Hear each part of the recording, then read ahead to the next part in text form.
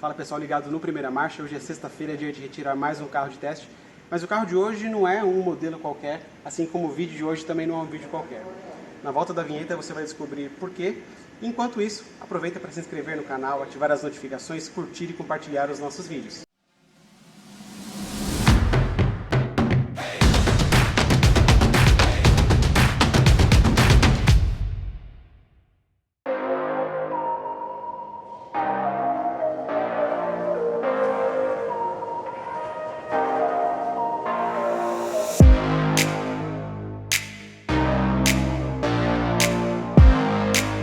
Se você ainda não reconheceu, esse daqui é o Audi e-tron, o primeiro modelo elétrico da empresa à venda aqui no Brasil.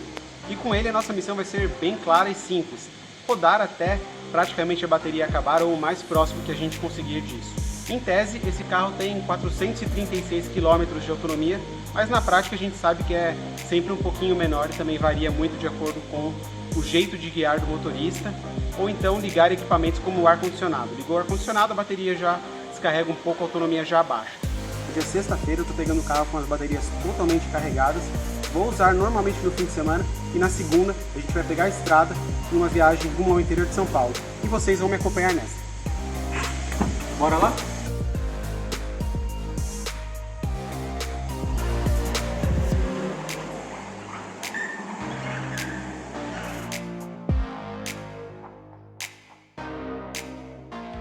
Fala pessoal, bom dia, sabadão de manhã, solzão, calor. Estou saindo de casa para o segundo dia com o e-tron.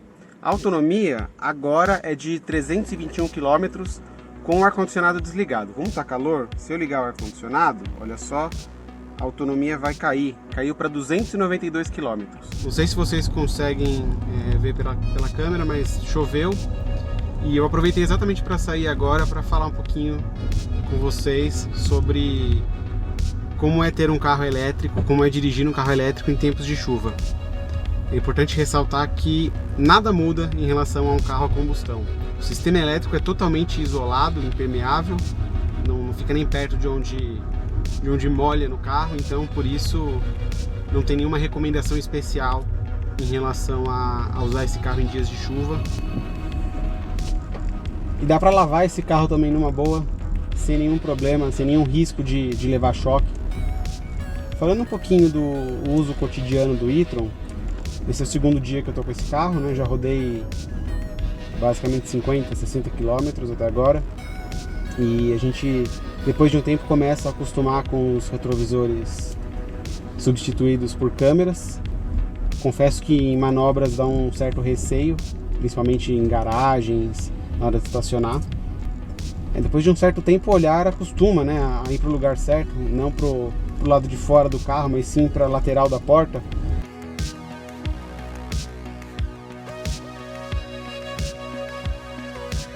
Aproveitando que o assunto é desgaste de peças e substituição, existe uma história de que manutenção de carro elétrico é muito mais cara e muito mais complicada, e isso é um grande mito. Um carro elétrico, o motor de um carro elétrico tem muito menos componentes, muito menos partes móveis do que um motor de um carro a combustão. Logo, é muito mais fácil fazer a manutenção de um carro elétrico do que de um carro a combustão. Praticamente todos os carros elétricos têm transmissão de apenas uma marcha.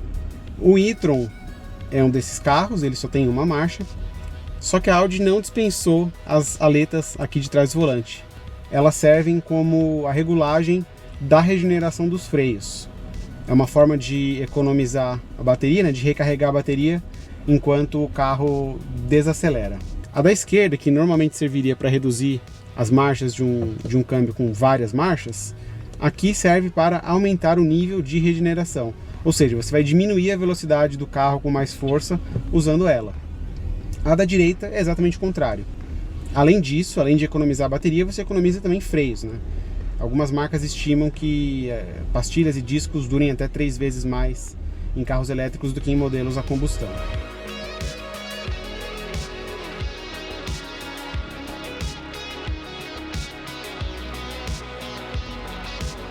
Dia 4 de convivência com o e-tron e também dia de prova de fogo para esse elétrico. Hoje, eu e o Vitinho vamos colocar o e-tron na estrada. A gente vai até Olambra, no interior de São Paulo.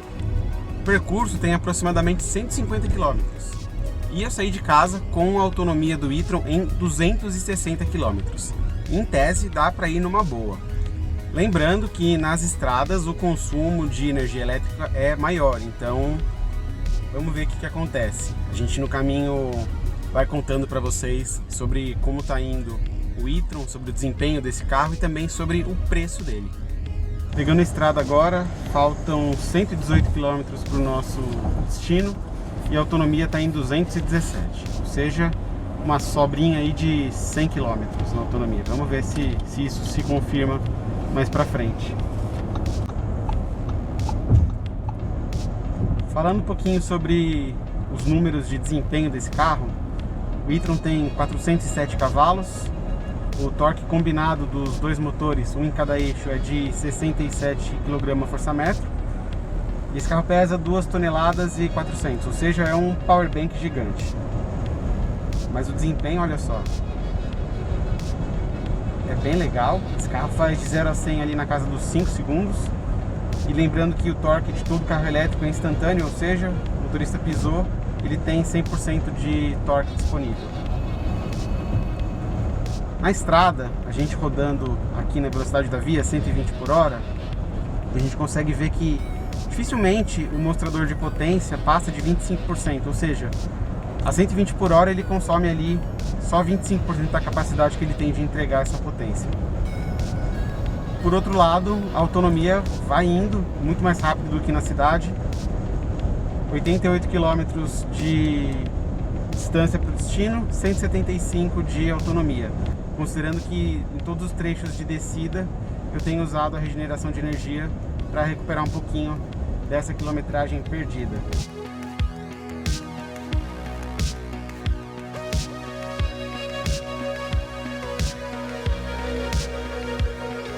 Bom, quando eu planejei esse caminho, eu estava esperando ir pela rodovia dos Bandeirantes, que tem velocidade máxima de 120 por hora e na maior parte do trajeto 4 ou 5 pistas. Só que o Google Maps mandou a gente pegar a rodovia Anhanguera, que para quem não é de São Paulo e não conhece, é uma rodovia que tem 2 pistas, mais movimento, mais caminhões e velocidade máxima menor. Aqui a máxima é de 100 km por hora, que não é sempre que a gente consegue alcançar. Agora, por exemplo, agora eu consegui chegar a 100, mas ali atrás tinha um caminhão, a gente estava rodando a 85, 80 por hora. O que isso muda na nossa vida? Aqui, ainda que a velocidade máxima seja menor e em tese o consumo de energia é um pouco menor do que a 120, eu tenho que fazer retomadas mais vezes. Por enquanto, 78 para o destino, 175 de autonomia. Em tese, a gente chega lá numa boa com alguma sobra ainda.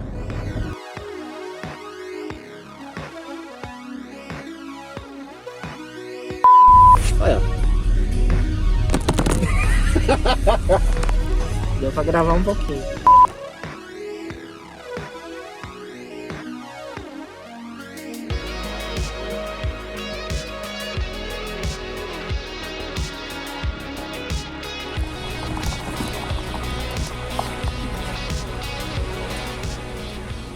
Duas horas e 150 km depois, chegamos em Olambra. E para minha grata surpresa, a autonomia com o ar-condicionado ligado é de 110 km. Se eu desligar o ar-condicionado, a autonomia sobe para 120 km. Isso seria suficiente para andar mais um pouco, talvez nem tanto por causa da estrutura de recargas aqui de São Paulo. Depois de Olambra, o próximo posto de recarga ficava a quase 100 km, em Araras. Por isso, a gente decidiu ficar por ali e aproveitar que o único local para carregar o carro é também uma tradicional doceria. Então, tomamos um café e demos uma voltinha na cidade. Em 40 minutos, o e-tron ganhou 40 km de autonomia, o suficiente para iniciar o trajeto de volta.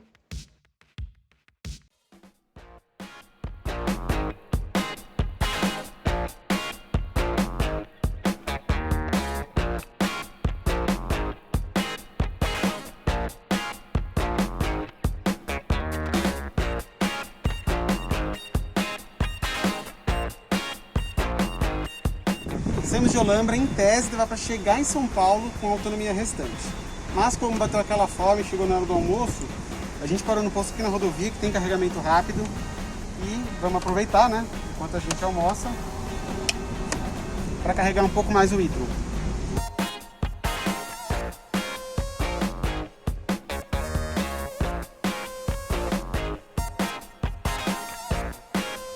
Bom, agora eu tô indo para a Audi para devolver o e-tron e antes de chegar lá, fazer um balanço da nossa jornada com esse carro.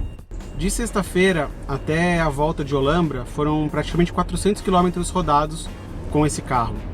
A gente parou para carregar ele 2 vezes, a primeira lá em Olambra num carregador semi-rápido de 22 kWh, a segunda vez no posto na estrada num carregador rápido de 50 kWh. Esse é mais raro de encontrar nas cidades, mas está começando a ter uma oferta maior. Em todo caso, foram necessárias 1h40 para carregar esse carro na sexta-feira. E aí, nesse intervalo, a gente conseguiu recuperar mais ou menos 170 km da autonomia desse carro.